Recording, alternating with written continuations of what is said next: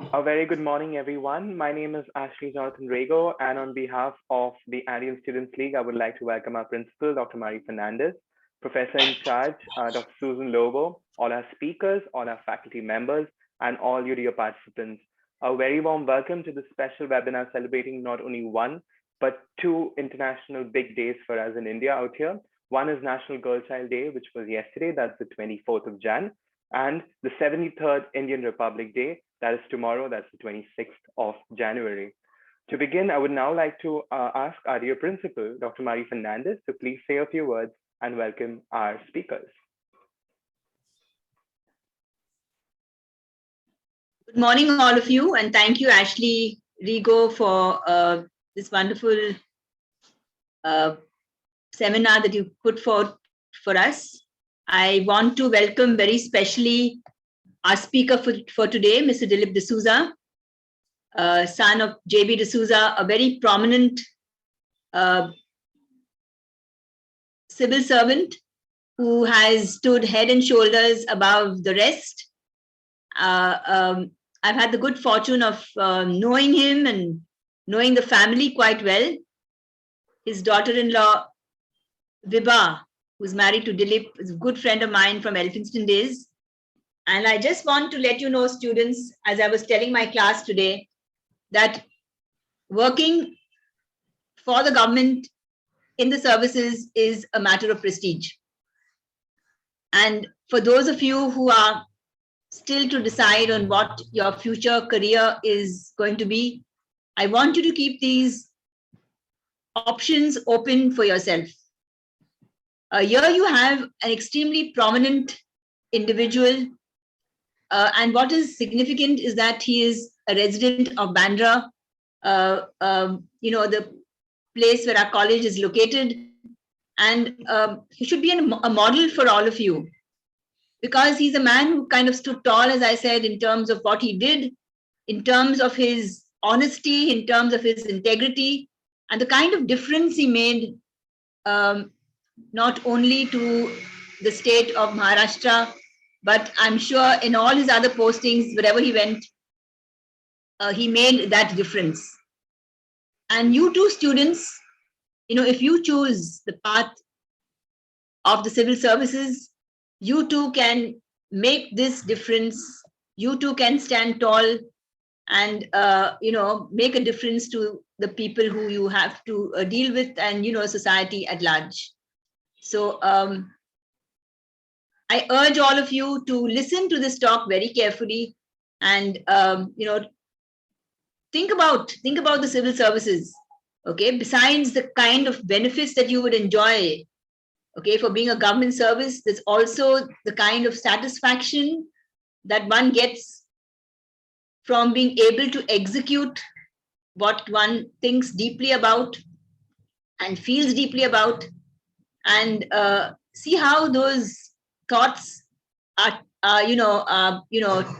turned to actions, and how that helps to benefit society at large. So hope all of you, learn from this. And as I said, I'd be really happy and proud if some of you at least think about the services and do the right things to get there. We have our own, Professor Neeraj is heading the competitive exam cell, and we've started with these courses for some of you, which I think some of you have joined, and I think that's going to make a difference. So our professor here, Dr. Susan Lobo, is here. Dr. Susan Lobo, thank you very much for having made this possible. As I, keep telling everyone, Dr. Susan Lobo, I just have to say, and it's done. Yeah, and Dr. Susan Lobo. Yeah, thank you so much. Very much. Yeah, thank you. Yeah, but for that I need to tell, you tell me, and then I tell my students, and it's done. It's like that. We have such responsible students like we have. Like just have to say the word, and that. And Ashley has taken charge of this almost entirely, by himself. I'm sure it'll be worth everyone's while to hear our speakers and attend today's session. Yeah, and just a little bit about Ashley. Ashley is on his way to Canada. He has just returned from a 2-week trip. And I think he's going to make a difference. So and training to be a pilot, going to fly the high heavens. And we are fortunately still here in Bombay, in Mumbai, but he's going to leave shortly in a few days. So actually, we're going to miss you. But thank you for all that you've done for us. God bless you. Thank you so much, ma'am. That was totally not necessary. I mean, that was really nice of you. But and thank you, Dr. Susan, for being with us once again. So we'll get right back to this event and the formalities of this event. Just a reminder before we begin with our speaker introduction to all our participants out here to kindly keep your mics on mute and your videos off unless necessary towards the end of the seminar. That's when we will be having our group photographs. And just once again, a reminder to put it down officially, we would be having a proper link sent for a feedback form. Can you make sure you fill that out before leaving the meeting at the end of the day? Thank you so much. And now I would like to invite our introducer for our first speaker, Ashish Kale from my team, to please do the introduction. Over to you, Ashish. Good morning, everyone. My name is Ashish Kale, and I'm from FY BBI batch. And it is my honor to introduce you all the first speaker of the day, Mr. Dilip D'Souza. Mr. Dilip sir was educated in Pinali, Providence, Delhi, Rishi Valley, Bombay, Cambridge, and Aston in the University in the United States, and places in between. Once a computer scientist, now he writes for his supers about political and social issues, travel, sports, and mathematics. Computer science stretches clear thinking, reason, logic, and getting to the heart of the matters. Maybe those things shapes his writing. His writing has won many several awards, including the Statesman Ruler Reporting Award, the Outlook Picardo Non-Fiction Prize, and the Newsweek Daily Beast South Asia Commentator Prize. He has published 8 books till now. Most recently, the Dilip The True Story of the 1962 Chinese-Indian Internment. Mr. Dilip sir lives in Bombay with his wife Vibha, including his 2 children Sahir and Surbi, and cat Aziz. He misses his Rhodesian Ridgeback Saka. Today, Mr. Dilip sir is going to speak on the importance of the civil services and its examination, along a bit of his life story too. Sir, on behalf of the organizers of this webinar and the St. Andrews College family, we warmly welcome you. And the stage is all yours, or should I say the virtual stage is all yours. Thank you.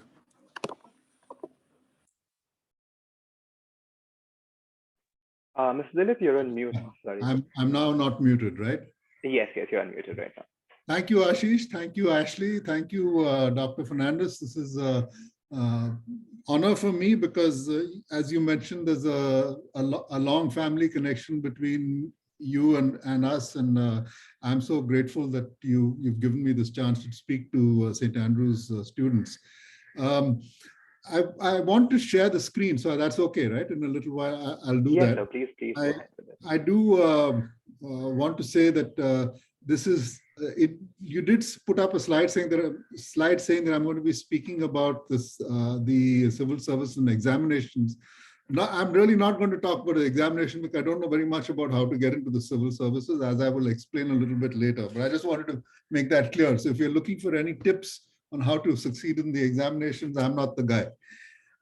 But I also wanted to ask, will there be time later for a few questions, Ashley? Yes, sir, definitely. Post your talk, you would have time for a Q&A session. So students, you can put your questions in the chat box. Yeah. I hope there will be some questions, and let me just share a screen and get started with what I want to tell you.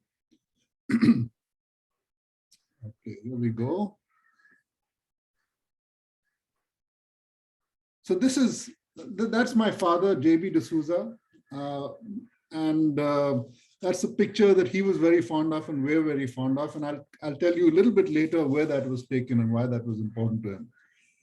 But let me start by telling you about one day in 1976. I think it was about 1976, when I was in a bus, a BEST bus here in Bombay, and traveling somewhere. And when I got off at my destination, which was, I think, if I remember, somewhere in Walkeshwar, you people from Bombay will know where that is, I found an inspector just outside the bus asking for my ticket.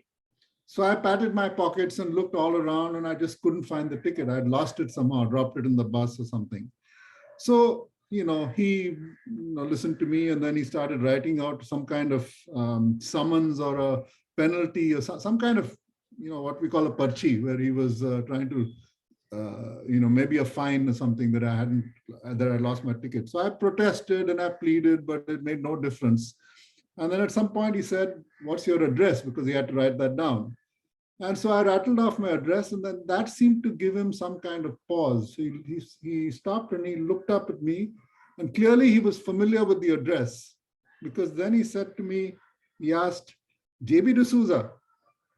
So I was really surprised, but I nodded, and he then proceeded to tear up whatever he was writing. He patted me on the back and told me to go home, and he said, "Give my good wishes to your father." My father at that point had already left the BEST, the Bombay's bus service, where he had been general manager. It had been maybe 7 or 8 years since he had left.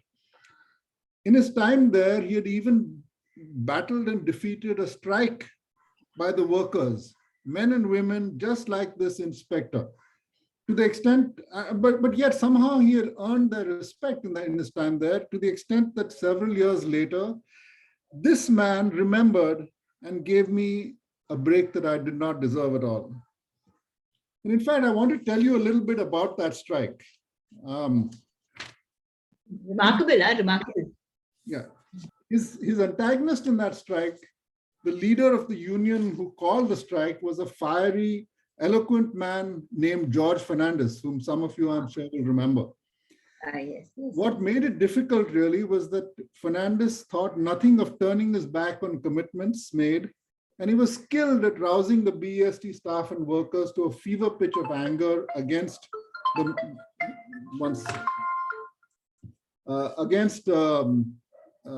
management, in particular the general manager. That was my father. But my father, everybody called him Bain, which was his middle name, the B in JB D'Souza. So let me also call him that.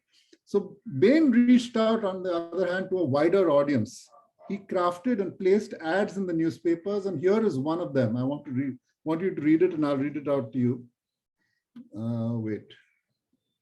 Here we are. "The undertaking regrets the hardships its striking workers have imposed on you. We would like to bring this strike to an end as soon as possible, but further concessions to BEST strikers will cost you at least another 10 paise daily." Got to remember, this is 1967, or 68, something like that, where 10 paise meant a lot more than it does today. "So should you pay more to raise the wages of BEST workers? An average municipal employee gets 180 rupees monthly in pay and dearness allowance. He enjoys 50 days of leave. An average BEST worker gets 300 rupees monthly in pay and dearness allowance. He may also earn an incentive of 60 rupees. Most BEST workers enjoy 47 days leave each year." And then he talks about an IAS officer who starts his career earning 520 rupees monthly in pay and dearness allowance. Throughout his career, he never gets more than 45 days leave a year. We are not averse to paying our workers even better, but this burden must not fall on you. It need not. The cost can be reduced by economies. Such economies were proposed to the workers' union to offset the costs of the concessions they wanted. They were being discussed, but quite suddenly, Mr. Fernandez decided to take the workers out on strike. So the strike continues, and you have to walk to work. For this, though we are not responsible, we are extremely sorry. So Bain put a number of ads like this in different papers, and like I said, he crafted them, or most of them, and the ads made George Fernandez pretty uneasy because he knew they would erode public sympathy for the strikers. And sure enough, there was a large public morcha that harshly criticized the strike. And it was a clear public displeasure of a kind that George Fernandez had never really experienced before, never really faced. So days later, he called off the strike. And soon after, he shifted his political base to Bihar, never to return to Bombay. In his memoir, which is on the next slide, No Trumpets or Bugles, my father's memoir, Bain commented, he must have had strong reasons for doing so, meaning moving to Bihar. And I cannot believe that our little squabble in the BEST had anything to do with it. Tongue firmly in cheek, I expect. So that was my father. In his career in the IAS, he held a number of fascinating jobs. Here are a few of them. Before the BEST, he was in charge of rehabilitating East Pakistan refugees in and around Chandrapur, which was then called Chanda. He was Bombay's municipal commissioner in the in 69-70. Then he headed CIDCO, which is the City and Industrial Development Corporation of Maharashtra, which was really set up, and Bain was recruited to head the project to build New Bombay. Then he was Chief Secretary of Maharashtra, which is, as you may know, the top position in the bureaucracy in the state.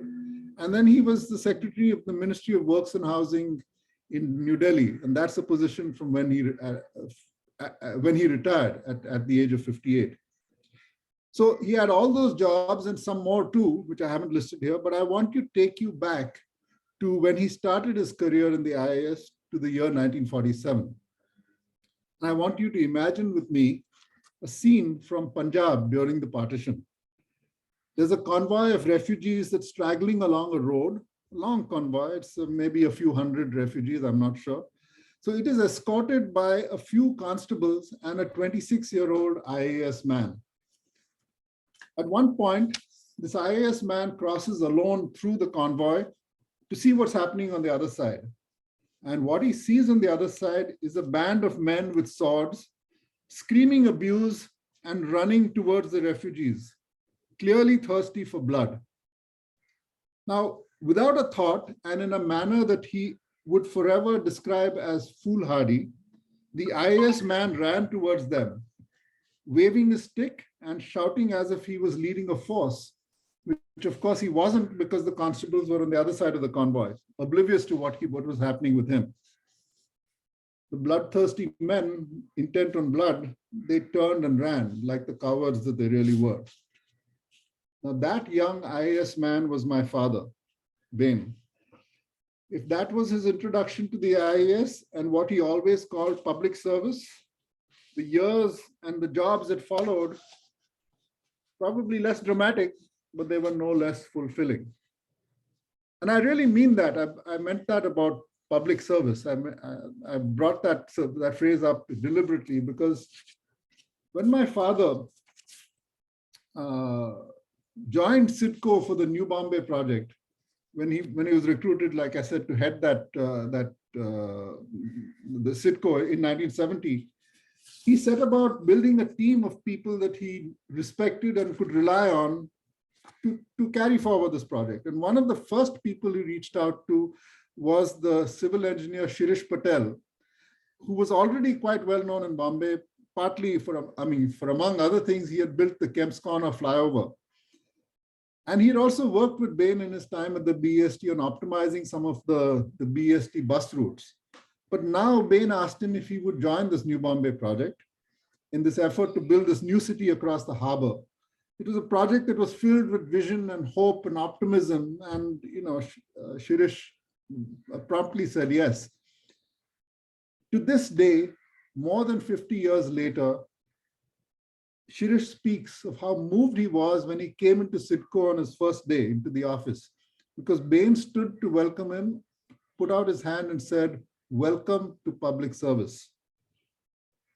So I think that notion, to see a career in the IAS as an opportunity to serve the public, is one that fired a whole generation of administrators in our early years. That chance to build a country that was, it was an intoxicating challenge, I think, that Bain was really inspired by. I mean, he talked about that a lot, about that idealism of 1947. And yet it took him some years and an encounter with a man who became a mentor and a hero and of course a friend for Bain to fully understand what that idea meant, what this idea of public service meant. And that man was somebody called Sadashiv Govind Barve, S.G. Barve, who was also in the administrative service, a few years senior to Bain. In July 1961, There were two dams that collapsed in Maharashtra, the Panshet and the Khadakwasla dams, and they devastated Pune and killed hundreds and maybe a few thousand people. Barve was appointed to coordinate relief work, and Bain was sent there to help him. Bain's zeal and work ethic, Barve's zeal and work ethic were a revelation to Bain and utterly transformed. That was a moment really that utterly transformed the way he saw his own job. 25 years later, in the middle 1980s, he wrote me a letter, hand wrote a letter, which I still have, in which he explained this. And let me quote to you from that letter. Until the early 1960s, my performance was not much better than perfunctory. I worked hard because I wanted a reputation for efficiency, but there was little dedication. And then in 1960, I began to work for S.G. Barve and continued to do so off and on till he died in 1967. The commitment to the people's service that Barve inspired gave my effort a totally different character, impetus, and persistence. I no longer cared for whether people regarded me as efficient. I bothered very little about promotion.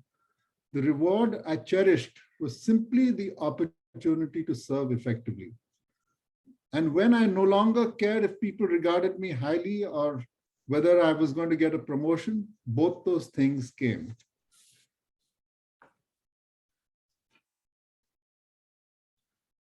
Until the 1960s, no, wait, what have I done? Yeah, sorry. I finished the letter. So welcome indeed to public service. That's what public service had started to mean to Bain at that time. And when Barve died of a heart attack in 1967, he had just decided to leave the administration and become a politician. He just won a seat to the Lok Sabha, defeating Krishna Menon actually. So, and soon after, the week after that, he died of a heart attack, and Bain was heartbroken. Later in that letter, he talks about how broken he was, and he actually wept when Barve died. So for me, his son, his middle child, this is the lesson of the IAS, of his life. This particular, maybe even peculiar notion of serving the people. And yet it took me too many years to fully understand it. Because all through my youthful years, in college, at university, through my first few jobs, Bain would suggest to me every now and then that I should consider joining the IAS. And this is what he would say. He would say, if you want to make a difference, there is no job in the country that's more interesting. I remember him telling me this several times.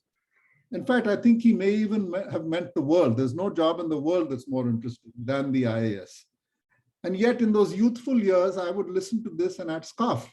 I mean, I'd say a government job, I'd think, how can it possibly be interesting? And it was only much later when I, as a journalist, started traveling around this country, and that travel opened my own eyes to a number of things. That's when I started fully understanding, fully realizing what my father meant. And to my eternal regret, by then, I was too old to try joining the IAS. His favorite quote was one from Hamlet. This above all, he would say, this above all, to thine own self be true, and it must follow as night the day, thou canst not be false to any man. That day in the Punjab, there in that Sitco office on Shirish Patel's first day, and throughout his life, actually, this man was really true to himself. And I really think it is because he was true that BEST ticket inspector tore up whatever he was writing that day in 1976 and sent me on my way. Thank you. Thank you so much, Mr. D'Souza. It was really nice to hear this unique story of your dad and the entire IAS. Dr. Mari Fernandez, sorry. Yeah, thank you. Thanks so much. Yeah. Yeah, sorry. This is really amazing, Dilip, and I'm really so impressed by this very short account. I would have loved to hear more. I'm sure there must have been more stories to tell. There are lots of stories, and I love telling stories. But I could go on and on. But you know, he was a man for stories too. But I know, I'm sure.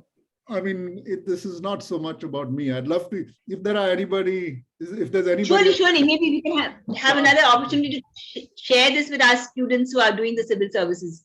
No, that's right. But I'm saying if anybody would like to ask any questions about what I said, I'd be happy to answer. So yeah, I think it's quite remarkable what you've already spoken, and your account earlier of that BST person, kind of making that connection. Yes, it speaks really volumes. Speaks volumes. I remember that so clearly. I'd just come back from meeting a friend, and I was, I got off there, and I was 15 years old or something, and I felt pretty. Here I was being penalized, even if it was just probably a 50 paise ticket. I was just quite frantic that I was going to pay this penalty, and I started saying my address, and this man says, JB D'Souza. That's all he said. He didn't even say, are you his son or anything. He just said, JB D'Souza. I said, yes. And he said, go. I'm not going to give you any penalty. Fantastic. Remarkable. And really says so much about your dad, really. It did. Yeah. Exactly. So I'm pretty sure he was an amazing person, sir, with the stories you've shared. And to all our students, this is a perfect example of, this is the perfect time, in fact, and perfect example of why you should have a look at the IAS or the civil services bar. At St. Andrews, we offer a lot of courses. Professor Neeraj is also organizing a few of them. I request you to have a look at them. It'll be really interesting, trust me. And you have a story in front of you, have an example in front of you of how you can benefit the entire country as a civil servant. So please do have a look at this. And also, if you have any questions to Dr. Dilip, Mr. Dilip, so sorry, you could requesting you to please put in your questions in the chat box, or it'd be great if you could also unmute yourself. So we have about 5 minutes to take questions in. So please.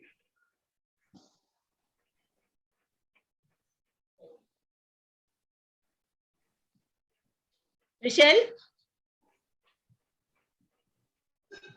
Hey, Dilip. Yes. Are you going to talk about Dilip? Yes. Are you going to talk about Uncle Bain's fondness for whiskey or not? See, I told you, maybe we should have not allowed my friend Vicky to get on, because I know. he's letting out family secrets here. See, Family secrets, yeah. No. It's true. Or I could tell the story. Okay, if you like, tell it quickly. No, your father and I shared a fondness for whiskey. Yes.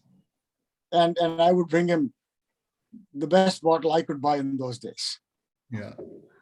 But the thing is, when he was serving, and he was serving under a government that prohibited alcohol, he didn't touch the stuff. Yeah. He did not touch the stuff. That was the character of the man. But Vicky, Thank you for saying that. Not only, I should say that there's a little more to that story. So there was prohibition in Maharashtra at the time. And we're talking about the early 60s. And it's true. So because he was serving, prohibition meaning it applied to government servants. They could not drink. So he would not drink while on duty, but he actually then filed a case against the government saying, this is a crazy law. And he went to court. Fali Nariman fought the case for him, and he won. But during that time when he was fighting the case, he refused to drink. And he loved his whiskey, as Vicky points out. So, and once he won, of course, he continued drinking. But I mentioned Chandrapur, that was actually a punishment posting because of his case against the government. He was sent off in this punishment. He was sent out of Bombay to work in Chandrapur. So that's the story of the whiskey. Oh, interesting. Very interesting. Yeah, that's really interesting, and shows the dedication your dad had towards his job and his fellow compatriots. And his whiskey. And his whiskey, of course, surely.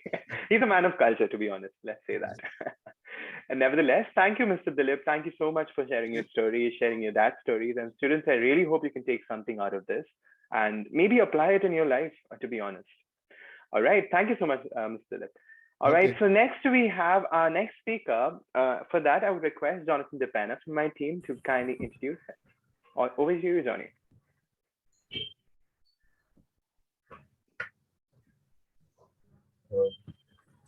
Good afternoon, everyone. My name is Jonathan Dupena, and it's my honor to introduce to you all the speaker of the day, second speaker of the day, Dr. Merchant, Suleman Merchant.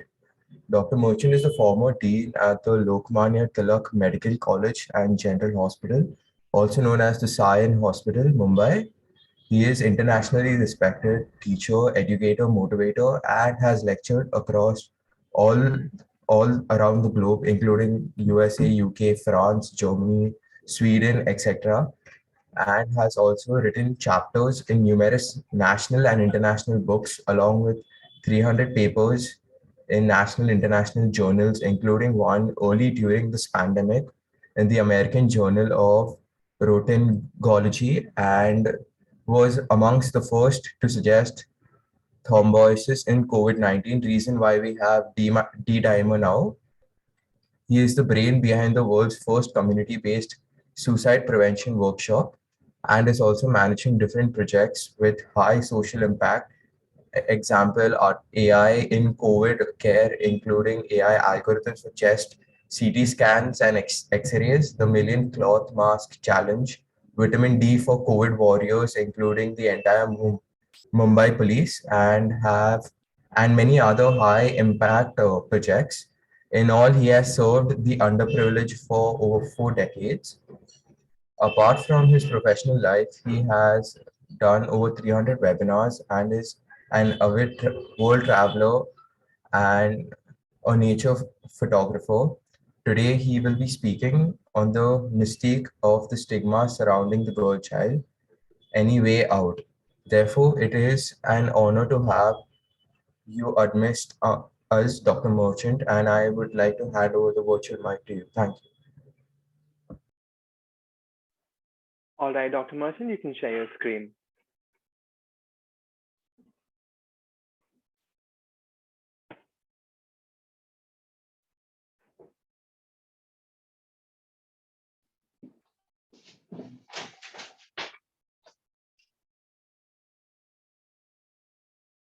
Has he joined us, Ashley? Yes, ma'am, he did confirm that he's joined us.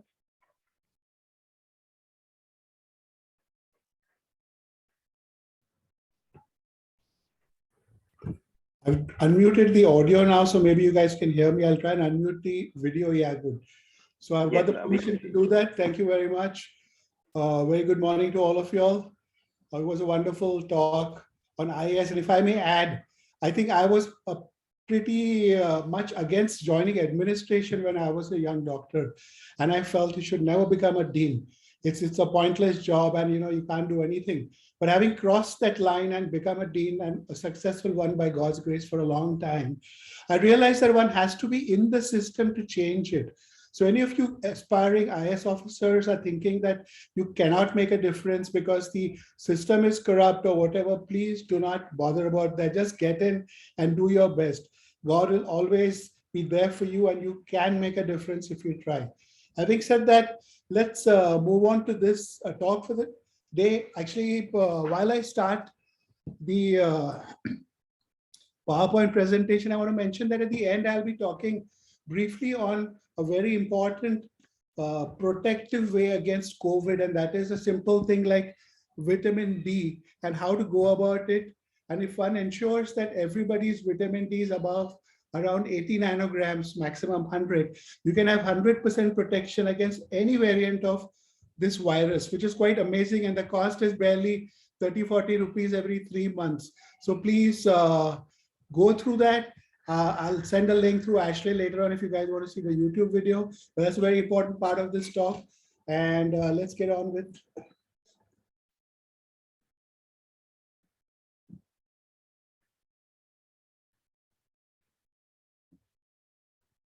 Can somebody allow me permission to share screen, please?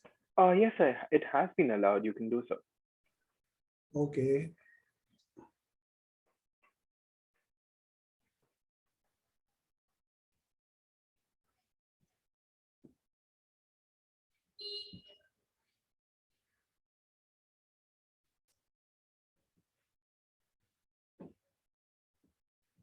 I'm going to say it's not showing here. I'll just shut it and start again, I think. Can you guys see any of my screen? Just check. I'm just taking a blind shot. Yes, sir. We can Yeah. see your Zoom screen. Oh, great. So I am not able to see that, but I'll go through it here. Okay, you can see the screen now, right? No, sir. No, we cannot. Okay. It's just a frozen screen of your Zoom screen, I mean, at this point. Yeah, okay. I'll project it now, see if it, because I can't see, I'm going blind now, just going by some stuff here.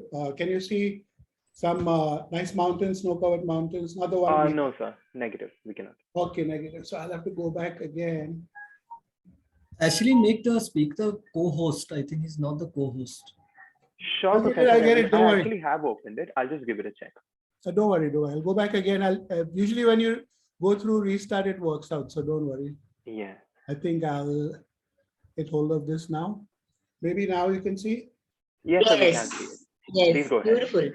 Okay, great. So I'm up, as Ashley or Jonathan mentioned, I'm an avid photographer, a traveler and a writer and a photographer. So I'll be sharing some panoramas. I want to explain what panoramas are. These are like multiple pictures stuck together, like the scene behind me is about 10 pictures, vertical pictures stuck together. So you get a vision of what God has produced. Like God creates, I just document. So this is an amazing chance I've got while traveling to document God's wonderful creation. So I'm happy to share with you. And as and when you guys would like, I can make a note of what places these are. This is Lake Moraine in Canada, one of the prettiest lakes in the world, and it's on every $20 Canadian bill. So having said that, let's get on to the topic for the day, the mystique of the stigma surrounding the girl child. Any way out?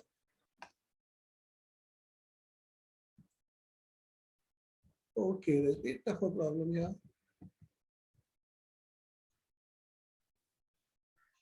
How long will we carry the stigma? It's 2022. Why do we still need to talk about the girl child?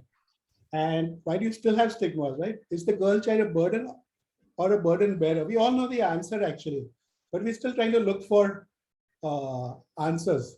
All we have to do is get together and sort this out and make a difference. We can start by looking within. We have to be the change that we want to be in the system. And that's one of the simplest ways to go about it. I'll help you out there. It'll help you in your general life too, not just about the girl child. As Michelle Obama had said, no country can ever truly flourish if it stifles the potential of its women and deprives itself of the contributions of half of its citizens, right? We all know that. And also the other one, when girls are educated, their countries become stronger and prosperous. If we want to have a stronger and prosperous India, we have to concentrate on eliminating this stigma and getting our act correct. This is a panorama of Switzerland, one of my secret spots. Anybody going there, I can let them know.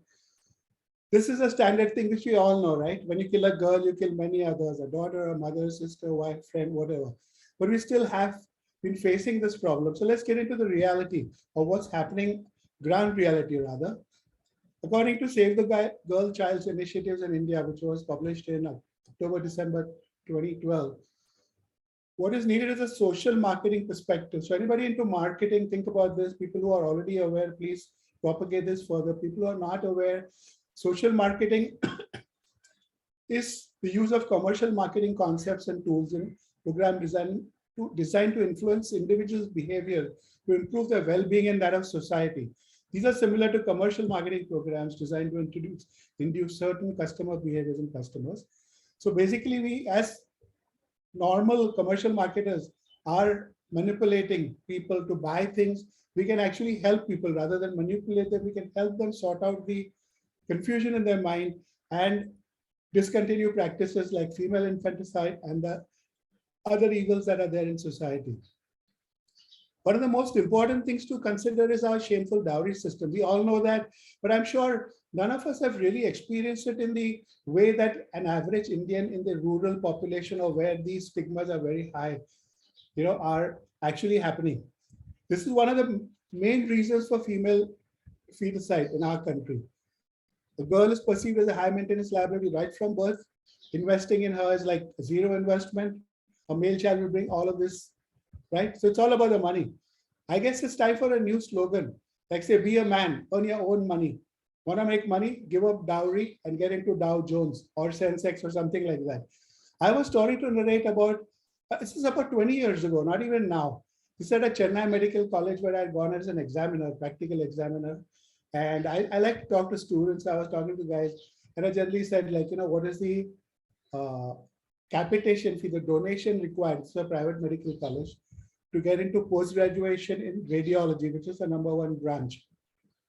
And without batting an eyelid, the guy said, at that time, 20 years ago, it was 3 crore rupees. So my mouth didn't really open up. I'm used to all of these funny things. But I just asked him again, say, can you explain the economics behind this? And again, without batting an eyelid, the guy says, you know what, sir? I give 3 crores to the college for my admission, and my dowry becomes 5 crores. And I said, like, this is where India really needs to rethink. Like, it's all about money, even in this system. So if we don't change our thinking, we're going to be in much bigger trouble than we already are. The government is already doing a lot of things, change agents, target adopters, the whole works. Like, an important thing out here is medical doctors, diagnostic center operators were also party to sex determination. So the government has tightened that up. And if anybody knows about any such thing, one must please expose such things. However good the doctor is, this should not be happening. Fortunately, in Mumbai and big cities, it's gone down, but it's in rural areas where it's still a practice. So we leave the government schemes, things aside, change agents, target adopters. There are a whole lot of schemes. There are laws, central state government schemes, awareness campaigns. There's a lot going on. But unfortunately, this is not focused on where it is needed the most. It's just some random things here and there. We have to get our act together and use it where it is needed most. I'm not telling you to become aspiring policymakers, but as the future of a bright India, as a bright future of the bright India, I'm sure you guys can contribute in some way or the other whenever you get the opportunity. So basically what is happening here is there's a lack of nationalized awareness campaign that can bring about sustained behavioral change. Sporadic campaigns are there. What do we need to do now? For a focused approach, it is important to involve change agents and target adopters. It's time to involve big data. For anybody into big data, they'll understand what this is about. Create dashboards about areas where dowry is rampant, for that matter. Get the enforcement agents to focus on that. Get the awareness agencies to that. Target designated population, even if it has to be AMAS. And I have this fascination with technology, which we've successfully implemented out. So all the guys who are aware about CRISPR and CRISPR-based gene editing, they'll understand this, but it's basically editing genes and creating a better non-disease-free human being, or sickle cell anemia can be things like that. So I think we need to transfer that gene editing into thinking editing, if we can, through technology such as big data analysis, dashboards, and actually get our mind thought edited. All of these guys who are crazy enough to think dowry is still a big thing would be really useful. Artificial intelligence, including designed algorithms. And my teaching is always, you need real intelligence to use artificial intelligence. And with the future, we all know quantum computers. And I think quantum artificial intelligence is going to change things completely. And you guys, I may not be around, but you guys who are around, please use technology to make a social change. Is one of the fastest ways to do that. So what can we as individuals do? As a group, if we can't do anything, we should still try, yes, but we have to be the change we expect to see in the system and help eradicate this thought process. Get rid of the negative frequencies and imbibe, help spread positive frequencies. How do you do that? This is going to be useful in your day-to-day lives also. So give this a thought and try and apply this. It's a pretty simple process, although it might seem a bit complicated. I'll try and slow down. This is where we need to start. Anybody making campaigns, why have such pitiful pictures? Girls, women don't need our pity. They are actually much stronger than men. All women will agree, and I think many men would know, our mothers are much stronger than our fathers, our sisters. We take our daughters more loving than the sons. So I don't know why on earth are people so inclined to having a male baby. A male baby is great, like, I mean, of course, not bad at all, but a girl child is so much more beautiful. I myself have spread this, and please, all of you guys know that. But let's start with, why are you having such pictures showing women in a very inferior position, behind bars, crying, pitiful, weak?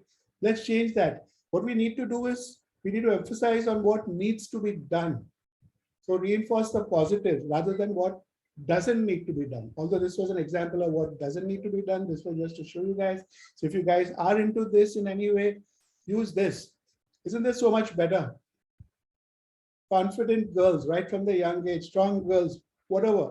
So this is the future of how this program should go. And here I take the opportunity to wish everybody a very happy National Girl Child Day, to all the wonderful women who've made our lives so beautiful, and all the girls who will turn into women and mothers and grandmothers.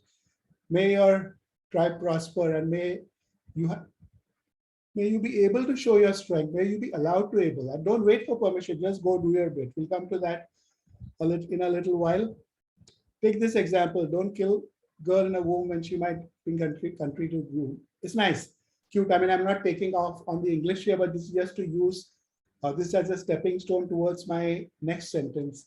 Like I said, this looks cute, a great intention and rhyme. However, a language check is needed. And while on language, look at this sentence: woman without her man. A woman without her man is nothing, right? Punctuation of this sentence is going to change its meaning completely. And why I'm doing that is to introduce this concept here about epigenetics. So before we move on to epigenetics, let's talk about, is it in our genes? Are we genetically programmed to prefer a male over a female child? Of course not, but it looks like we have become epigenetically programmed for the same. What is epigenetics? Allow me to introduce very simply. You have a piano at home. Take that as the genes. Okay. Can it play on its own? No, right? It requires fingers and a thought process behind those fingers. So epigenetics are the fingers and the thought process behind it that controls the gene expression, that is the piano. An example, again, the same sentence used over here with punctuation. Take this now, a comma over here. Woman without her man is nothing. Okay, and take this: woman without her, comma, man is nothing. Completely changes the meaning of the sentence, and this is the sentence I want everybody to spread. Man is nothing without a woman. Women can go on, man cannot go on without women. I think we all know that, we have to accept that. But coming back to epigenetics, just a 0.1 degree change in the environment causes alligator eggs from the same gene pool to become all males. Imagine just 0.1 degree higher than the regular temperature and all of them become males. 0.1 degree lower and all of them become females. So imagine what havoc just 0.5 degree change to environment can do to our planet. And we'll talk about climate change in brief, because I think we all are concerned about it. Belief is also an epigenetic factor. So let's change our beliefs. Let's think that we can do something about it. Let's not think that, it's useless or trying. There's no point trying. We have to believe. And how can we change our beliefs? To understand the same, we need to delve a bit into my favorite topic, the universe and us. So just bear with me. This is going to take you on a fascinating connection between cosmos, God's creations, and us. We are also creation of God, right? This again is the same Lake Moraine in summertime, where the water is one of the bluest waters in the world. And one of the most discussed topics in the rural areas. And one of the biggest reasons for abusing women, married women especially, is the sex of the baby. I think all of us know, but if in case we don't know, you need to explain. I'm going to simplify this for people who want to explain it to others. The female has only XX chromosomes. The sex chromosome in the female is only X. That means it can only produce a girl. Whereas a sex chromosome in a male can be either X or Y. So if you play this knots and crosses out here, this X combining with this X will give you only XX. Again, with a female X is only XX. But if the female X combines with a Y, you can get an XY. Either this one can combine with a Y. So the female is not responsible for the gender of the baby. A male is responsible for the baby's gender himself. And I think this thought needs to be grilled into an average illiterate man who keeps remarrying again and again and destroying the lives of so many women just because he wants a boy child. So please spread this message. Why the heck are women being battered for not producing male offspring? It's their gene that decides, and men should take responsibility. XX, that is a girl, and XY is a boy, is in the hands of the genes, sex genes of the male, not the female. This is another sad aspect of what's going on. Newborns are being dumped into trash cans and railway stations, in garbage cans. And they're saying that poverty is one of the biggest reasons. But in my opinion, I've done this, a lot of research on this, and I'll share with you an invention, which I hope you guys can propagate a bit later. And most of these babies are girls. Whatever stories they give you is not correct. We have seen invariably, I went to see a male child. The statistics show some of them being male. I have not seen any. All of them are girl childs, and all of them are thrown away into toilets, into garbage cans, and where rats, rodents, dogs eat them up and they come to us. A very horrible story, but just want to tell you so that you can be motivated enough to make a difference to this whenever you can.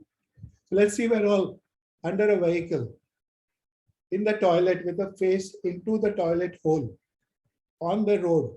This one was a good one where the cats saw the baby crying and kept crying themselves till the baby was rescued. So that's really cute. But we've seen more babies harmed by cats and rodents, right?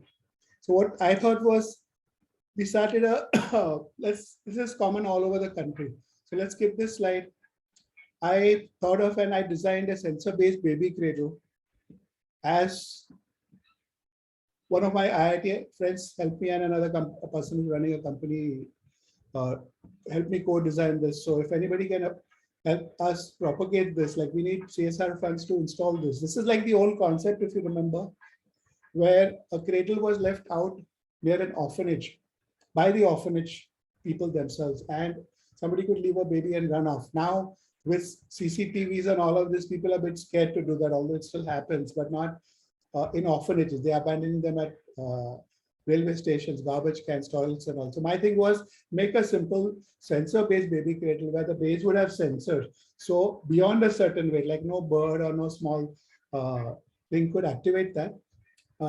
Web-connected thing kept in a desolate place of, say, a big hospital, or even in a orphanage to the side of it, wherever it is approved or allowed to be. And we just take a quick look at that with safety aspects of the baby kept in mind, that no untoward animal, bird could get in, and no baby after being put in could be stolen from there too. That's the main part of this. This is an initiative by me, and I wish that all of you guys could handhold out here. If you have a technology division, if you could share, I would be willing to share this with you. If you can manufacture and distribute these devices, they would be amazing. And it's not about making money here, but it's about offering an unborn child a chance to live a life as God has designed it, not human beings interfering and canceling it off. So I'll be happy to share this with people. There's so many people waiting to adopt a baby. Why not give them a chance? And all the people who don't want babies, we don't question them. We don't need. I'd run a huge media campaign, and we said we really are not getting into your personal life. I'm sure a mother has a very strong reason to leave a child like that. There are plenty of stories on that, but important thing to know, there are people waiting to adopt your baby. So if you can hand it over, it will be taken care of, and you won't face the problems you'll face, or you think you will face because of the baby. Now coming back to the universe and us.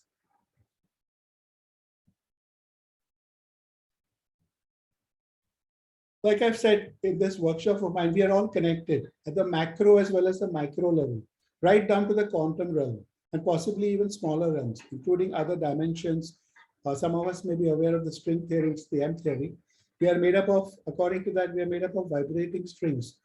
And we are all energy, a part of the divine energy that flows throughout the cosmos. And frequency of our vibrations make everything happen or not. I'll try and explain how this is done. Just for starters, like look at this picture out here, this heart-shaped thing, which actually is Laniakea, our supercluster, which comprises about 100,000 galaxies. And this little red dot that you see out here is our own galaxy, the Milky Way galaxy, which has 200 to 400 billion stars in it. So can you realize how small we are, how tiny and insignificant we are in this universe? And we still try to do so many things which is against nature, which is against what God has desired.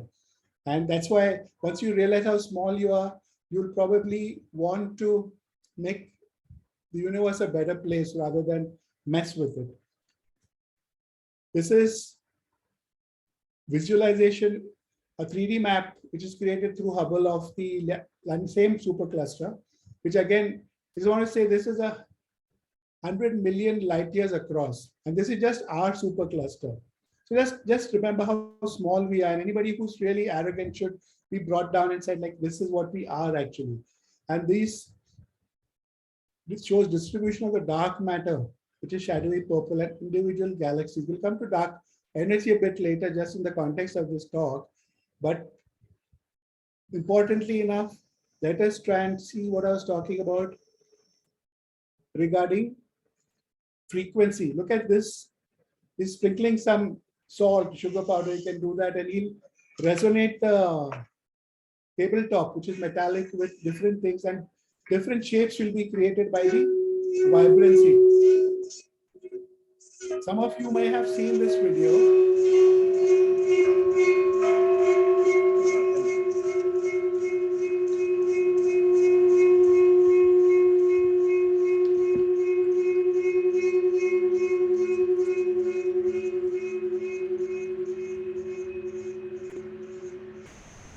Basically, natural frequencies produce beautiful shapes.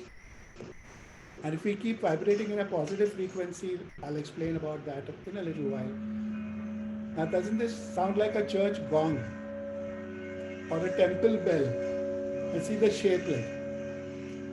So it's just to prove that good frequencies allow us to form good shapes and have good thoughts. And we are all made of water. Our body is 60% made of water, heart is 73% made of water. And frequencies change shape, as we saw here. And water memory is used in homeopathy. So basically, just remember, earlier we had these Big Ben-like things with very positive frequencies. They would go on every hour in the city. The entire population was kept calm and serene because of that. Unfortunately, there in the UK, our Rajabai Tower no longer plays that for us. So these are like just for anybody who's interested, different shapes created by different vibrations. While on the shapes, let me show you some interesting science by a Japanese scientist. He's taken water molecules after various things and put them under my ultra microscope and seen the shapes. Before offering a prayer, the water molecule is seen as thus.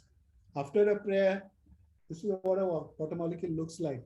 After appreciation, gratitude, this is what it looks like. This is what anger, arrogance does to it, and love and appreciation. Look at the beautiful shapes water takes with positive frequency. So why can't we get the water in our body to have positive shapes by getting into positive frequencies? A little bit of a digression. This is what science is doing now acoustically to generate body tissue, biological tissues using acoustics.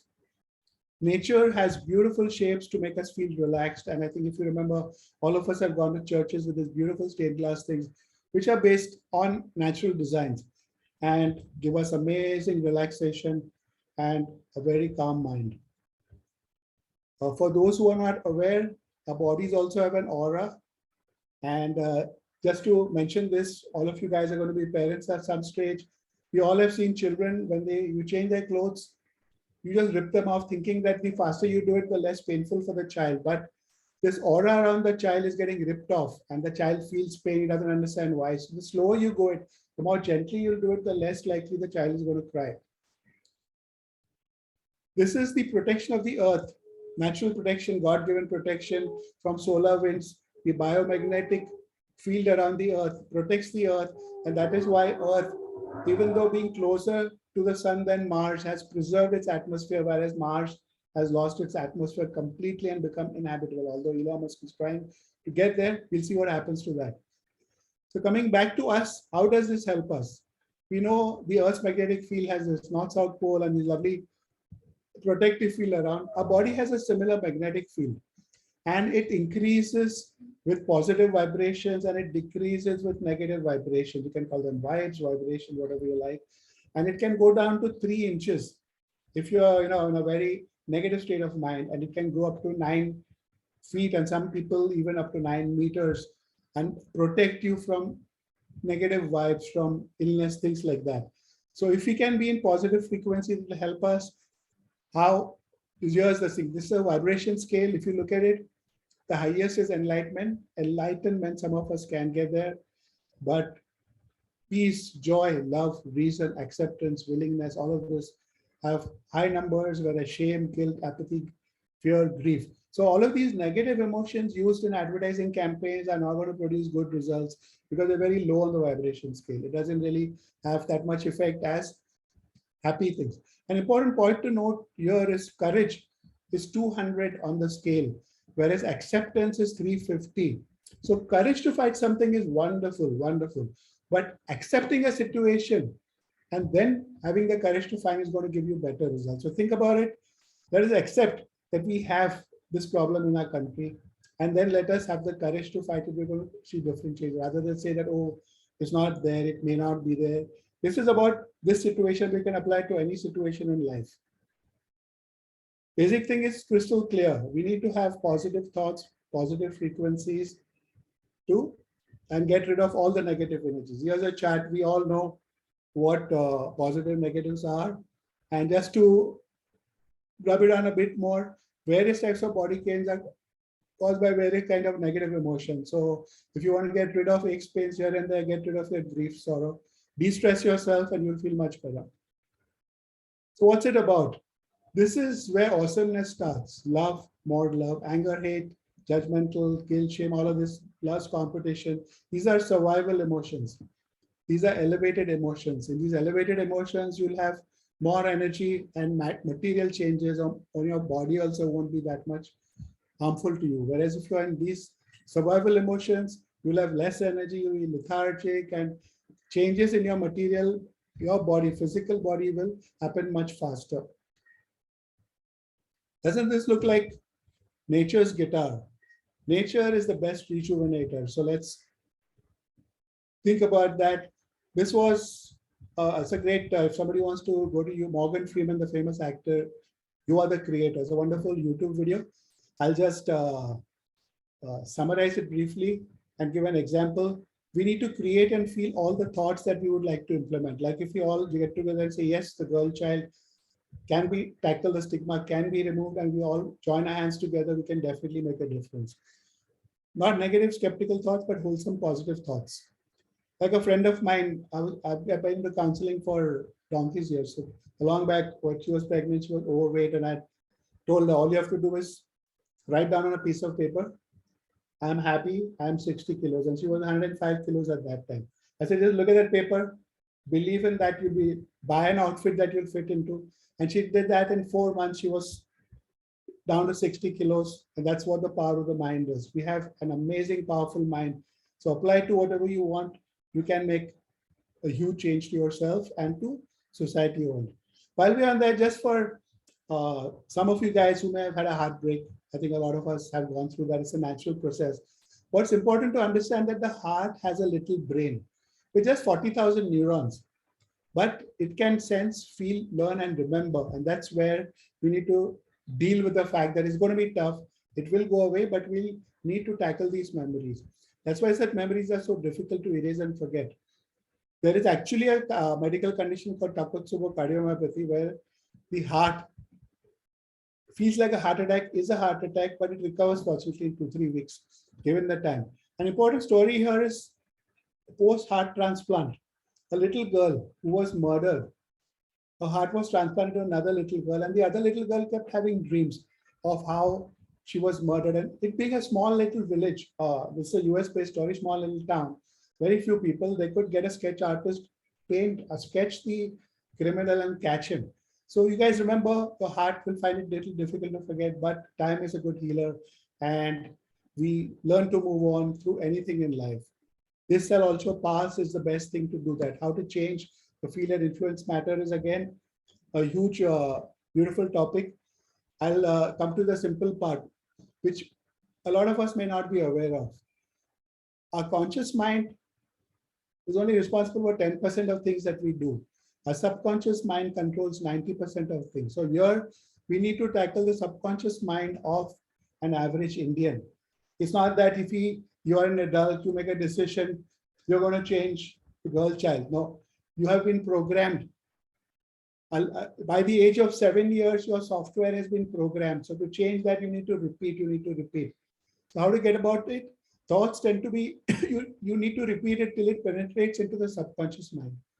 Thoughts tend to be electric and feelings tend to be magnetic. Tune into the correct frequency. Like, at old time radios, you have to have this knob, ask your parents, you need to tune into the correct frequencies. We have to learn how to do that with positive frequencies. Eliminate the negative, the scatter. If you're FM radio, if you're tuning into in a car also, all the weird sound that comes, you're not going to like that. You're going to like a nice channel where we have a good song playing, right? So post meditation, relaxation, you tend to broadcast a whole new electromagnetic field. However, we are not alone. A magnetic field, different organs combined, includes the magnetic fields of our microbiome. This is a huge topic, but just in brief to explain, these are trillions of bacteria and viruses in our gut, which we randomly keep knocking off by indiscriminate use of antibiotics. And at the end of it, we are exhausted, we are fatigued, they are responsible for our mental health, skin health, immune system too. So let's not use antibiotics indiscriminately. Epigenetics I had mentioned before. I'd like to mention here too, and we'll just have a little brief thing on that later. But epigenetic activity is responsible for beliefs. So let's work on our beliefs too to get what we want, including saving the girl child, removing the stigma of the girl child, etc. While on climate change, a quick look, as all of us are into climate change majorly, the 6th mass extinction crisis is underway on planet Earth. It could have already lost around 13% of its total species. The Holocene extinction is referred to as the 6th mass extinction. It is because of human activity, and many species, including mammals, are going extinct. The current rate of extinction is estimated at 100 to 1,000 times higher as compared to natural background extinction rates. So if you remember what I said earlier, just 0.1 degree increase in the environment caused all alligator eggs to become males from the same gene pool. Can you imagine that the Earth's temperature has risen by 0.14 degree Fahrenheit, that's 0.08 centigrade, per decade since 1880, and in the past 40 years, this is now 0.18 centigrade per decade. The environment is a major factor in epigenetic alteration of gene expression. So how many more species will go extinct before it's our turn? We may not even get a chance to save the girl child. So when will we wake up? Please spread this message, guys. And thank you for this slight diversion on climate change here. Nature is beautiful. We don't need to mess with it. A few more things on this is mind over matter, energy over matter. Quantum physics, if anybody's got into, we know, think about quantum entanglement and things like that, right? But we'll just skip to this. How do you change the program of the subconscious mind? Rewrite it, right? Before the age of 7, you're already programmed. I'd like to talk about a little bit on self-hypnosis and auto-suggestion. If I ask you, do any of you do self-hypnosis? Very few might say yes. If you're honest, all of you will say, very few would say yes. If you're honest, most of you will say no. You don't even know what self-hypnosis is like. I'd like to tell you self-hypnosis is the ability to hypnotize yourself into believing whatever a lot of these magicians hypnotize you, right? They are not, you're not doing it to yourself, or somebody else is doing it to you. Auto-suggestion. Now, if I ask you how many of you all auto-suggest, and most of you all will do it in some form or the other, it will be a positive auto-suggestion as to, I can handle anything, I'm gifted, I'll manage something, God is great, he'll get us through. And negative auto-suggestion says, I'm screwed, man. Only negative things happen to me. I can't deal with this. And important role parents play with children is, you're clumsy, you're good for nothing. These are all negative auto-suggestions. They're working like hypnotizing your child. So please do not do that. Spread the connection between self-hypnosis and auto-suggestion and make your life as well as everybody's life better, including while working on Save the Girl Child. Like if you want to learn the guitar, you practice the guitar, like for many months, become good at it. Similarly, if you complain for a lot of time, you become very good at complaining. You'll be into negative auto-suggestions all the time. So don't allow any doubts to creep in whatsoever when you're thinking along positive line. If you want something to happen, think about wanting it. Don't say, I don't want this to happen. Nature doesn't like don't. So it just eliminates don't and you get an answer of, like, for example, I I'd like a lot of happiness is great. I don't want unhappiness. Nature eliminates don't and it's unhappiness. You get more and more unhappiness. So think about it. There are lots of topics on this, but I'll just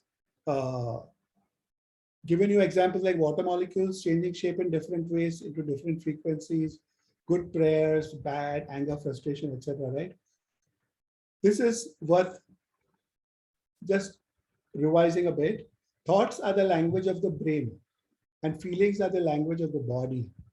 How you think and how you feel creates a state of being. Hence, learn to embrace your visions of your future, fall in love with it. The brain will form new connections to make you believe that and eventually will make it happen. We are then signaling new genes and new ways to change our body to look like the event has already occurred in the preparation of that event actually. Don't get into negative emotions. Emotions will keep anchoring you to the past. Live with a vision of the future, not with past experiences.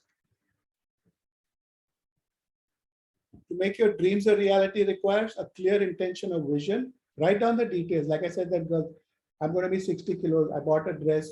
To do things which will actually get you there, as if you're already there. Your brain gets wired differently. You start making things happen. Don't let your past slip by you from subconscious to subconscious mind. So basically, the epigenetic model of reality says that you can change your body by thought alone. And neuroplasticity says that you can change your brain by thought alone. So if you believe enough, make a physical change that is evident, the event will occur. Least expectedly, but it will happen. So let's all join hands and focus on this one task and make it happen. You can do it for your own personal gain. There's no problem in that. There is no reservation for what. I think I'll skip this story so that we can, some of us may have already seen it's a simple story, so I can concentrate on other stuff. This is about getting attached. People who have gone through the story of guy's expensive houses burning, he becomes very sad. His son then comes and tells him, Dad, I've sold this off. So he becomes a silent watcher and becomes happy. He's no longer concerned. And then his other son comes and tells him that, that I've just taken an advance from the other guy. I don't know what will happen. So again, everything changes. He's attached again. He feels sad. And then the man who bought the house says, no, I've given my word. I'll buy it anyway, whether it's burnt or not. So joy is back and family becomes watchers. The attachment is no more there. So actually, if you see, nothing is changing. It's just the feeling that I am the owner or I'm not the owner that makes the whole difference. The simple methodology of watching the mind that you have nothing to do is important. Everything starts with a thought. So control your negative thoughts and get into positive thoughts. And it must be remembered, most of your thoughts are not yours, but from your parents, your teachers, your friends, books, movies, television, newspapers. Just count how many thoughts are of your own. And you'll be surprised that not a single thought is your own. I mean, generally. All are from other sources, all are borrowed, either dumped by others onto you or foolishly dumped by yourself upon yourself. So nothing is yours. This is the problem with the girl child, where people have accumulated so much throughout the country. It's going to take a long time, but it is possible. You have to remember the old dictum. Sow a thought, you can reap an action. Sow an action, you can reap a habit. Sow a habit, you can reap a character. Sow a character, you can reap a destiny. So reprogram your subconscious mind, replace with any program you want to, train yourself to operate on higher frequencies, maximize the rewards the universe has to offer. And remember, pattern imprinting is very vital. We've all grown up watching our elders, and our parents imprint patterns on us without realizing. Fortunately, I was into this from very early in my life.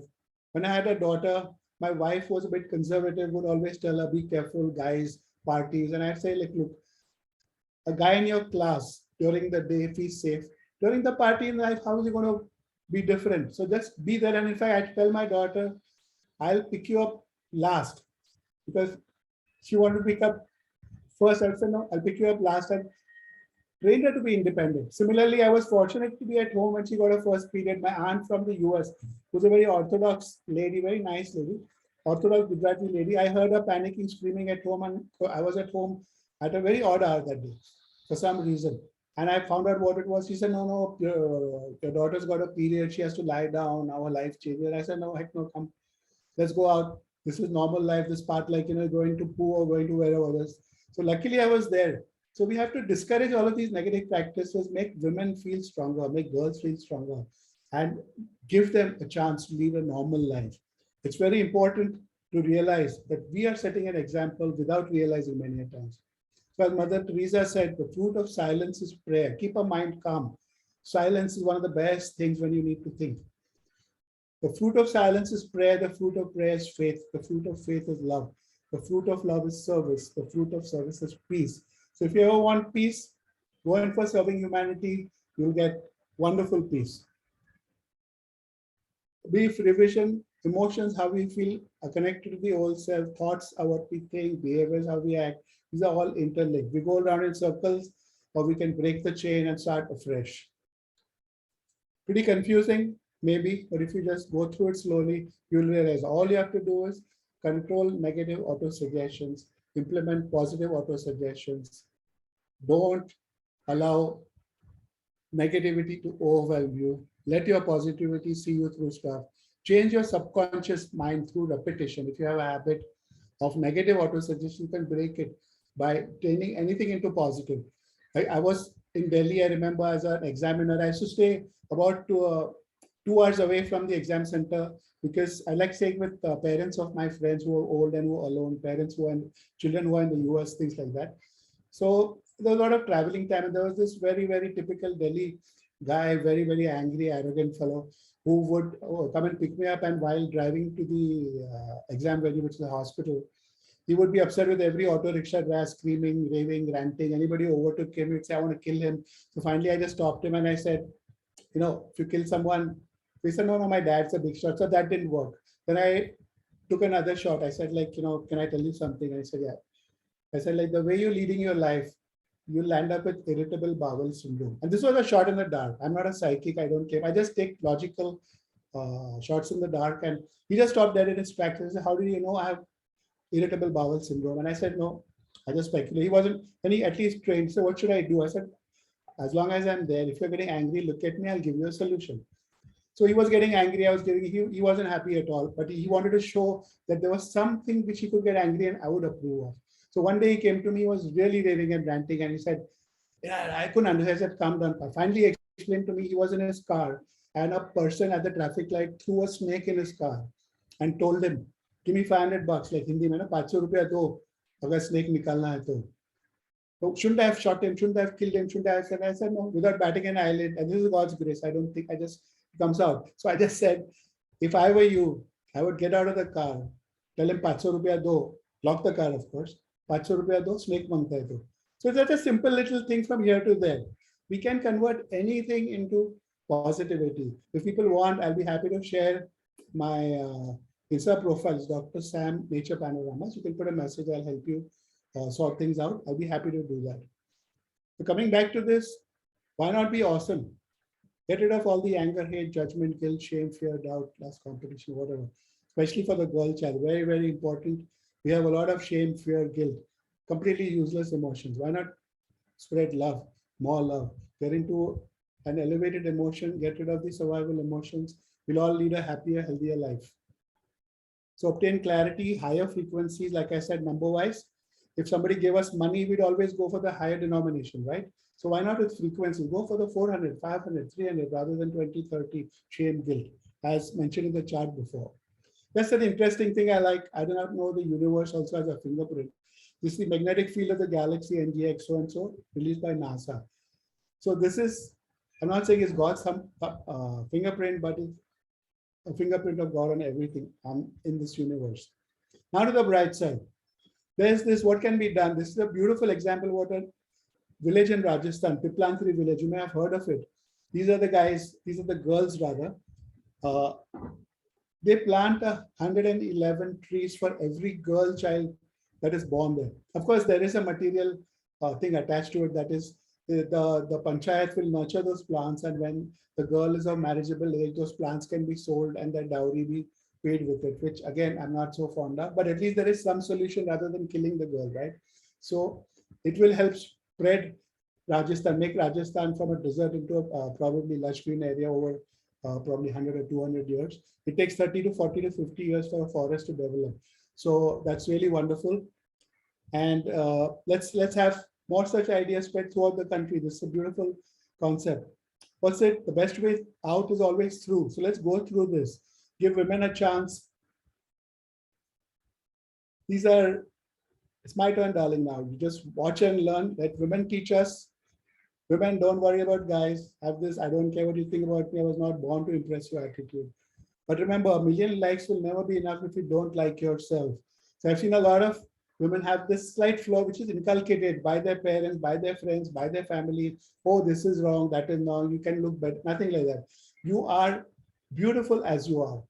Whatever situation you may think, if you consider yourself as beautiful, your heart is what makes you beautiful, nothing else. And everything else follows. Another one is you can call your daughter Beta, but you won't ever call your son Beti. It just sums up why daughters are always so special. And I say it's time to start calling Betas Betis, because the amount of love Beti shower on you is way more than any Beta can do. This was an old movie, all familiar. You got male. I think people are reacting to female children and just deleting them. Please don't delete. A female child is all I can request, and we can probably propagate this better.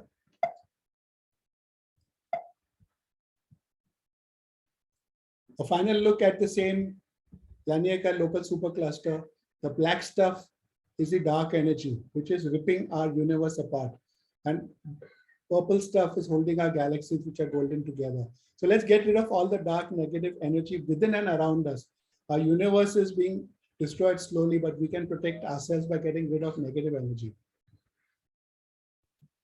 Why don't we go into this frame of mind? Like, congratulations, you've got a girl. This is generation XX, that is a girl. The fad for XY is passe. These are fall colors in Canada. The best place to see fall, Eastern Ontario in Canada, if you ever get a chance to go there. Before I end, this beautiful quote by our beloved former president, Abdul Kalam, who was honest enough to say he's quoting from a 2,000-year-old Tamil treatise. Where there is righteousness in the heart, there's beauty in character. Where there is beauty in character, there's harmony at home. Where there is harmony at home, there is order in the nation. Where there is order in the nation, there is peace in the world. Our nation is majorly disordered with this fascination for male children. Let's clear that and make our country a better place and get more peace in the world. Finally, talk about the creation of mankind. No offense to anyone, there are no religious sentiments here. If you take Adam away, the rib goes away, and so does Eve. But if you take Eve's womb away, all further Adams go away, right? Let's learn to coexist. Without offense to anyone, a little thing on if Adam and Eve were Chinese, they would have eaten the snake and we'd all lived happily ever after. A quick look at a funny video. Some of you may have seen this, but just sums up to end on a brighter note. I'll just have to, hopefully you guys still see it, right? Dr. Gordon, room 314. Dr. Gordon, room Mr. Walker? 314. Yes, it's a girl. A girl? I got a baby girl. That's right. Oh, well, have a cigar. Thank you very much. You too, have a cigar. Thanks a lot. Thank you. Good luck to you. How about that? Mr. Green, What? a boy. Oh, boy. That's sensational. Hey, thank you very much. Hey, how about that? Have some more. Thank you very much. Thank you. Thank you I very think, much. Lots of luck to you. Let's keep it. I think we missed the Caesar. video. Can we Is your get wife back here, here? Mr. Caesar? Dr. Merchant, unfortunately, I don't think you're sharing that screen. Possibly you could share that video later. I could share it on with the No problem. All right. I just explained it briefly here. There was this guy, 3 guys outside a maternity ward.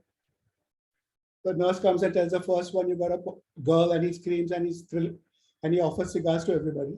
And next guy's turn, the nurse comes and you got a boy, and he can distribute cigars to everyone. And the nurse comes and asks the third guy, what's your name? He says, so and so. Are you expecting a child? He said, no. So what are we waiting here for? He said, just to collect cigars. It was unfortunately not shown through. I would, if time permit, I think a little bit quickly go through vitamin D. Is that okay, Ashley? Yes, sir. We have about 10 minutes. So, Yeah, so we have, you're seeing the screen, right? No, sir, we aren't seeing the screen anymore. Okay. 1 second. We have to do that. Any questions? Meanwhile, I can take that while I'm just doing this again. Yes, students, if you have any questions for Dr. Merchant, kindly put them in the chat box, or you could also raise your hand so we could ask you to unmute and ask the question. Okay, so a quick look into what I was mentioning earlier, vitamin D, a true game changer for COVID-19. We've all gone through COVID. We all know how crazy it is and how much people have suffered. In the initial period, people have spent lakhs of rupees in hospital bills and really destroyed families completely. So I just thought of this, and I've been working on vitamin D for over 20 years for tuberculosis. So along with an international forum, we saw filtered through data, went through a lot of data and came to a conclusion that if vitamin D levels, like basically what happened was all the ICU patients in Italy, where the thing was first, I was in touch with those guys. They mentioned that they knew I was working on vitamin D. So can you explain why vitamin D is deficient in all of our patients? That's how it triggered the whole thing. And we set up an algorithm. We had about 126 million data points worldwide covered from COVID centers and analyzed the data. It was very simply that anybody with low vitamin D is going to have severe COVID. So that's the whole thought process behind this. It's thought that we are in the sunshine zone, you know, 30 above, 30 below latitude. There's not enough sun, but yes, we are in the sunshine zone, but we have all moved indoors.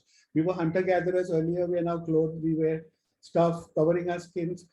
Only the exposed part of our skin is going to produce vitamin D in the sun. So it's very important to take supplements, and there's enough proof everywhere. So I'll just summarize quickly with 5% of our genome is controlled by vitamin D. It is the master key to our immune system, the master key. If you have a good range of vitamin D, 70 to 80, you cannot get a cytokine storm. And data shows what kills people is the cytokine storm. We have an international vitamin D deficiency pandemic. 80% of all hospital patients are vitamin D deficient. 96% of ICU patients are deficient. And this is US data where they take supplements. In our country, we don't take supplements, so it's much higher. Anyone taking a high dose of vitamin D will not get COVID, will get only mild COVID, will rarely require ICU, and God willing, no worries about death. We have treated thousands of patients in the past 2 years. Not a single patient required hospitalization. Forget about an ICU bed or a ventilator. While on this, I'd like to say all vegetarians should take B12 also. There are sublingual forms available where you just put it below the tongue, no need for injections. Vitamin D, which I suggest, is also breaking the injection, drinking it. I'll show you how there is time out here to discuss about that. And all the ladies taking calcium, you require vitamin D levels to be normal for calcium to be absorbed, and you require proteins along with calcium for calcium to be absorbed. So this is a new, completely new field, nutraceuticals, if you see out here, but beyond the scope of this talk. So let's move ahead. Just note, whoever the target level is around 60 nanograms, probably 80 nanograms, and BMI plays a role. So your weight will decide how much vitamin D is needed. If your body weight is below 50, take half of the recommended dose. I'll tell you what it is. Try checking your vitamin D periodically and decrease or increase the doses accordingly. Maintain a level around 80 nanograms. Do not allow it to exceed 100. Toxicity comes at 150. If it exceeds the recommended level, discontinue supplements, consult it. No problem, just discontinue, it goes away. If unfortunately anyone gets COVID-19, then start on the high dose, 8, with the injection directly, which can be taken orally also. And best is to take your vitamin D test before starting it, but if you can't, it's all right. If you're already taking vitamin D, if you take it in the second or third dose, but before a dose is due, say every 2 months, 3 months, not after taking one.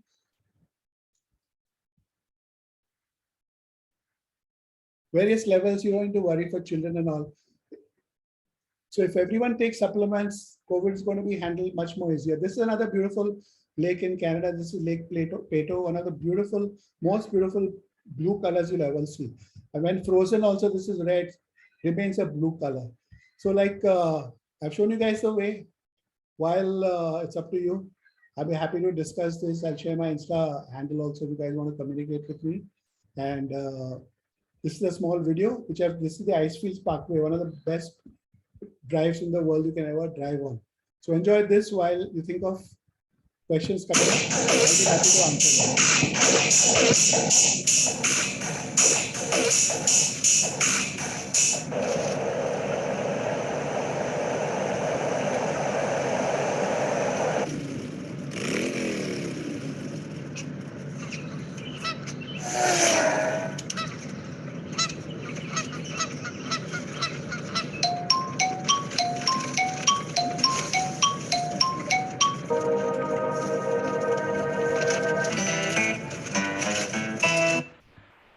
Okay, Ashley, Jonathan.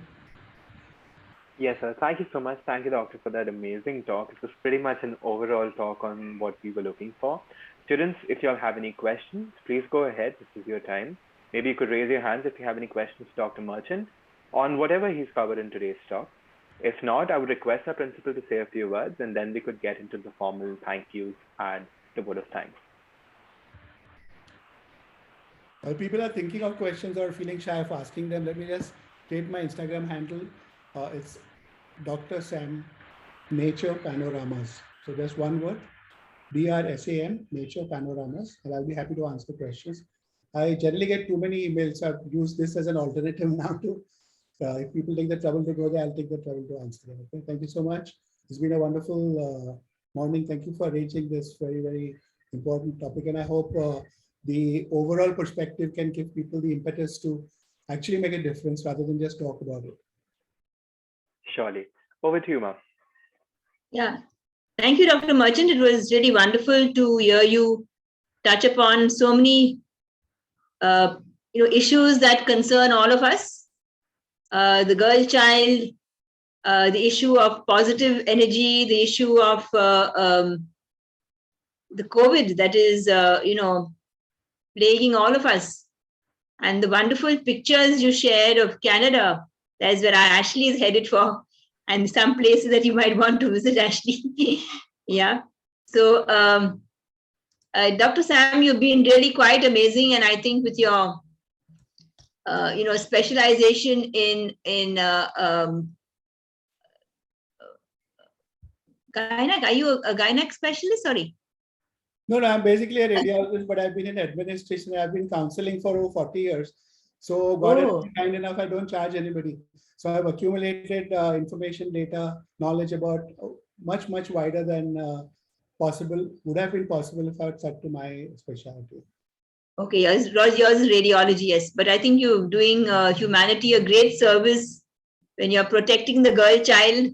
And as a woman, I feel really thank you for doing that amazing job. And I think our girls also need to be empowered and feel blessed. And we need to see more women on top, breaking the glass ceiling, so to say, taking up positions of responsibility.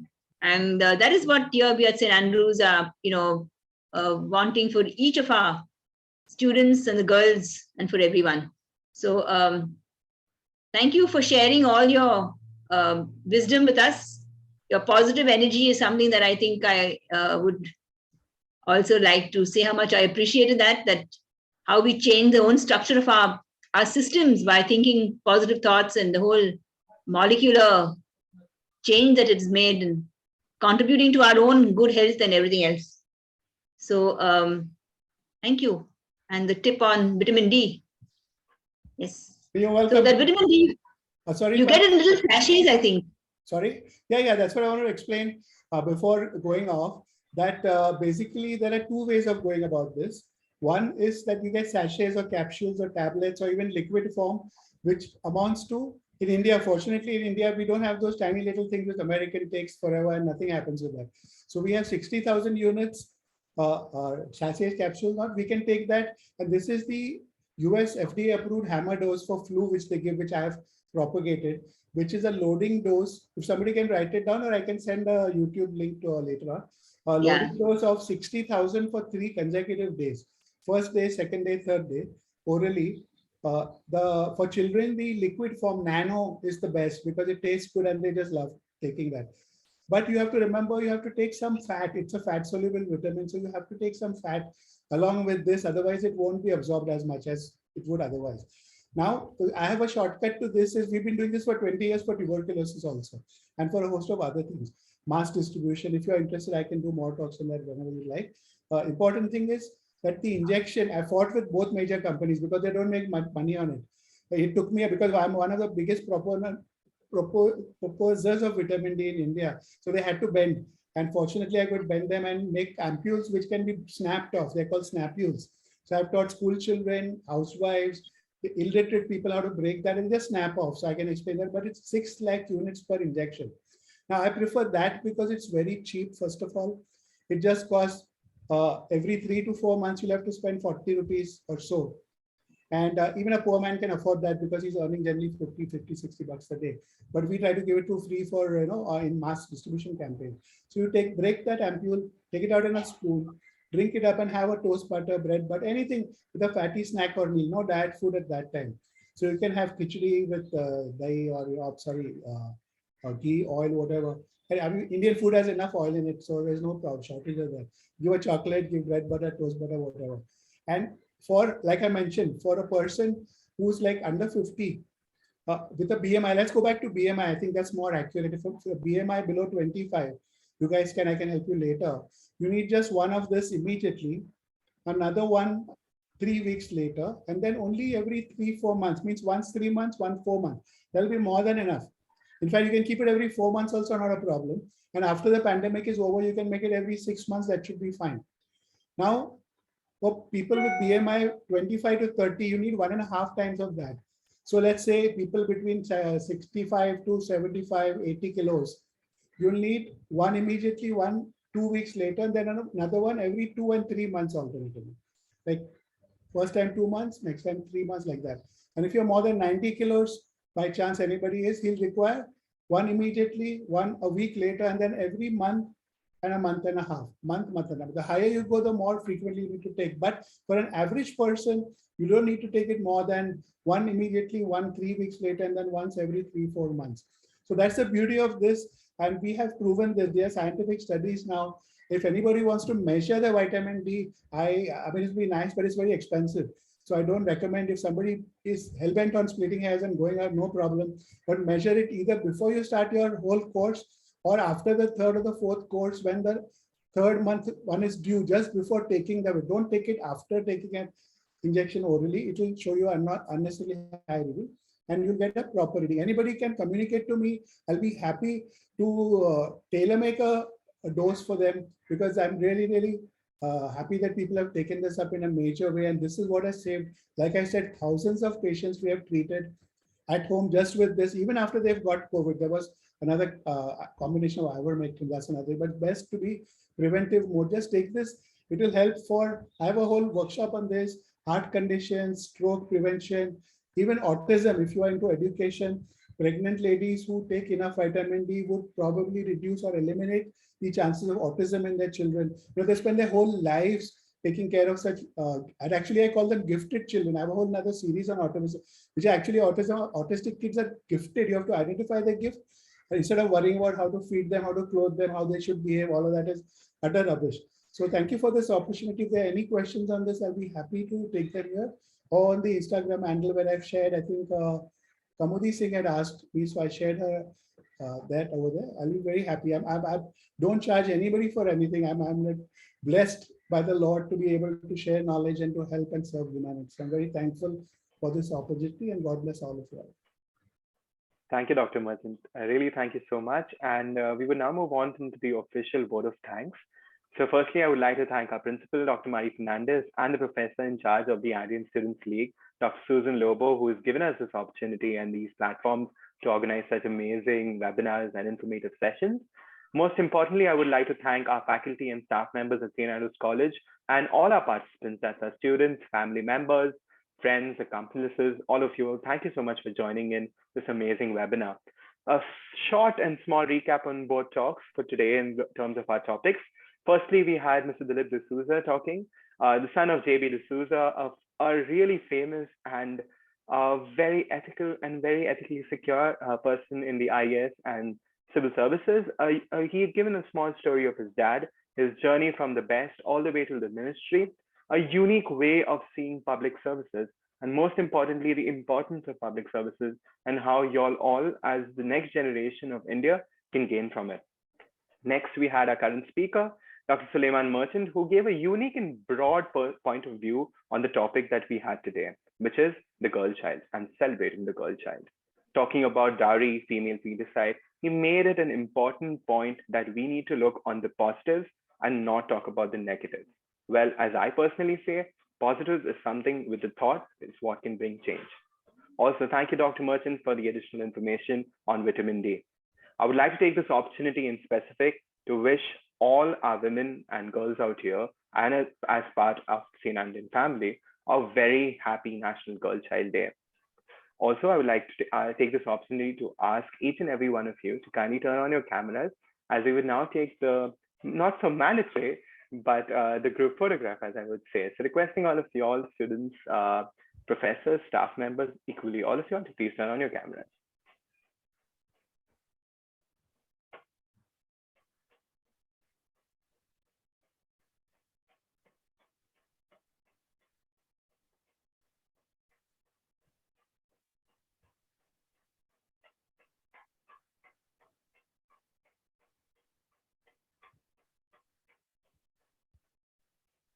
All right, about 10 more seconds, requesting everyone who would like to come on camera to please turn on your cameras.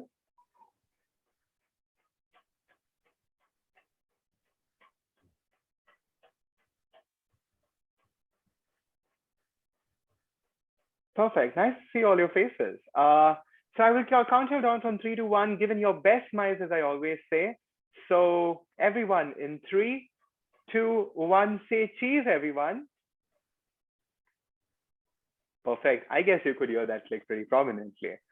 All right, everyone, as a mark of respect and as we celebrate the 73rd Indian Republic Day tomorrow, I request everyone to kindly rise for the Indian National Anthem before we close for the day.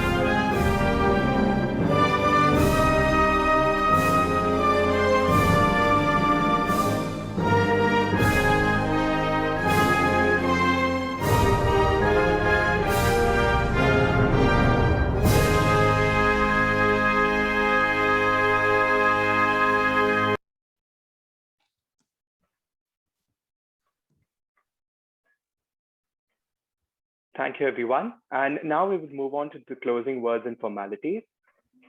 Firstly, I would like to once again wish each and every one of you, especially all the girls and women in our meeting out here, and in general, the entire St. Andrean family, a very happy National Girl Child Day. Hope you can take all the positives from this event, take all the positives in your mind, and make India once again great again, as a few leaders used to say. Also, at the same time, I would like to wish each and every one of you a very happy Republic Day.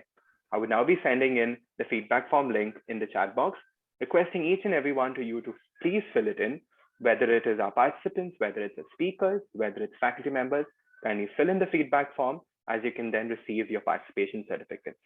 Once you have filled in your feedback form, requesting you to please leave the meeting, as I would then know that you have filled the form. Thank you so much. Once again, thank you everyone for being a part of this. And Jai Hind, Jai Bharat. This is Ashley Rego signing off. Thank you. Thank you.